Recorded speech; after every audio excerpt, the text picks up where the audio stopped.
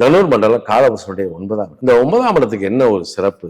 இப்ப 9ஆம் இடத்துலதான் இறைவன் அங்க இருக்கான், ஆலயம் அங்க இருக்கு, சாஸ்திரம், சம்பிரதாயங்கள், நீதி, நிதி அத்தனையும் அதுக்குள்ளதான் வச்சு. இப்ப தனுசு லக்னத்துல ஒருத்தர் பிறந்துட்டாரு அப்படின்னா அவருக்கு இயற்கையாவே சுய ஒழுக்கமும் சுய கட்டுப்பாடும் இது வந்துடும். தலைகிறது மாறாது. அவங்களுக்குன்னு ஒரு கட்டுப்பாடு வச்சுக்கிடுவாங்க, அதுல இருந்து வெளியே வர மாட்டாங்க. மற்றவங்க உலகியலுக்கு சார்ந்த ஒரு விஷயத்துல உலகியலுக்கு மாறுபட்டு ஒரு தப்பு பண்ணா டக்குன்னு கோபம் வந்துடும். ஏன்னா அதனுடைய சிம்பிள் பாருங்க, ஒரு வில்ல ஏந்தி இலக்க நோக்கி குறி வச்சது மாதிரியே இருக்கும்.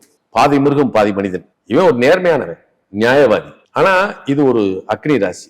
இந்த அக்னி ராசி எதுன்னா ஹோமத்தின் நெருப்புன்னு அர்த்தம். இது புனிதமான நெருப்பு. இந்த புனிதமான நெருப்பு எந்த இடத்துலையும், இப்ப நீங்க ஒரு கோயில் கும்பாபிஷேகம் அப்படின்னா யாகசாலையை கூட்டுறீங்க. அப்ப யாகசாலை மூலமா தான் அந்த கலசத்தை நீங்க கொண்டு போய் இது பண்றீங்க. அந்த மந்திரத்தினுடைய இதை இந்த யாகசாலையில இருந்து ஜெபிக்கிறீங்க. அப்ப ஜெபிக்க அந்த இடம் என்ன ஆகுது, இந்த ஹோமத்தின் நெருப்பு அந்த இடத்தை புனிதப்படுத்துங்க. அப்ப புனிதமான நெருப்பு